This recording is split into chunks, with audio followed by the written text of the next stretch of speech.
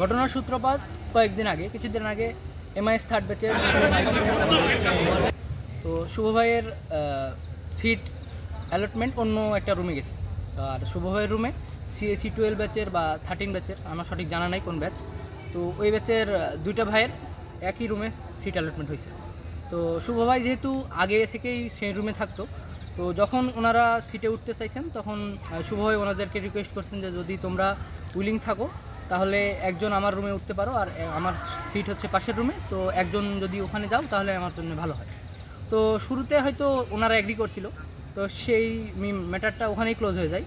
তো পরবর্তীতে CAC 13 হিমু ভাই যখন বিষয়টা জানে ওনাদের থেকে, তখন শুভ ভাইয়ের নামে বঙ্গবন্ধু হলের প্রভোস্টের কাছে বিচার দেন যে শুভ ভাই তাদেরকে হলে উঠতে দিচ্ছে না। তো বঙ্গবন্ধু হলের প্রভোস্ট স্যার উনি বিষয়টা তদন্ত করার জন্য শুভ ভাইয়ের রুমমেট তারেক ভাইকে কল দেন এবং তিনি বলেন যে শুভ কেন হলে উঠতে দিচ্ছে না, এবং যারা ওই রুমে সিট পায় তাদেরকে হলের রুমে নিয়ে গেছিলেন এবং তিনি তালা ভেঙে তাদের রুমে উঠে যান।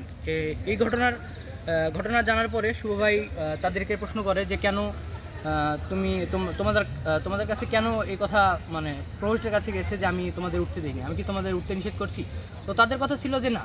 তাহলে শুভ ভাই তারপর থেকে জিজ্ঞেস করলো তাহলে প্রভোস্টের কাছে এই কথা কে বলছে?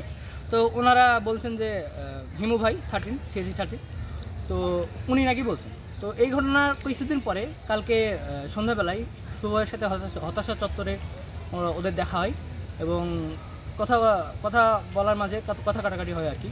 তো তারপরে হতাশা চত্বরে শুভ ভাই জিজ্ঞাসা করছিলেন যে ঘটনাটা কী হয়েছিল, কী জন্য বলছিস প্রক্টর, তুই যেহেতু আমার বন্ধু কেন তুই প্রভোস্টকে আমার নামে অপবাদটা দিছিস?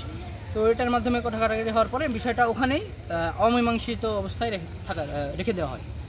এরপরে শুভ ভাই যখন কোনো কাজে হলের বাইরে আসতেছিল তখন তাকে 7-8 জন মিলে ঘেরাও করা হয় এবং CAC ছিল 6 জন এবং হিস্টোরির সুমন 13 উনি আসছিলেন আর কি। তো আমাদের MIS-এর 2 ভাই ছিল এবং শুভ ভাই ওনাদের সাথে কথাবার্তা চালানোর সময় সুমন তার কলার ধরে এবং তাদের সাথে হাতাহাতি সৃষ্টি হয়। তো এর মাধ্যমে আমরা সবাই জানতে পারি যে আমাদের সিনিয়র ভাই গায়ে হাত তোলা হয়েছে। তো এটা জানার 1 ঘন্টা পরে তাদের সাথে বিষয়টা মীমাংসা করার জন্য MIS-এর সিনিয়র পার্সন এবং হিস্টোরির বা যাদের সাথে ঝামেলা হয়েছিল সঠিক জানা নাই আমার, তাদের সাথে কথাবার্তা বলার জন্য আমরা অপেক্ষা করতেছিলাম। আমাদের সিনিয়রদের পাঠানো হয়েছিল, তারা মীমাংসা করতে না গিয়ে ওরা দা নিয়ে আসে এবং অস্ত্র নিয়ে আসার হুমকি দেয় এবং আমাদের MIS 13-এর সুমন ভাইকে ধাক্কা দেয়। এই ধাক্কা দেওয়াটাই হচ্ছে সূত্রপাত এবং এর মাধ্যমে হাতাহাতিটা শুরু হয়।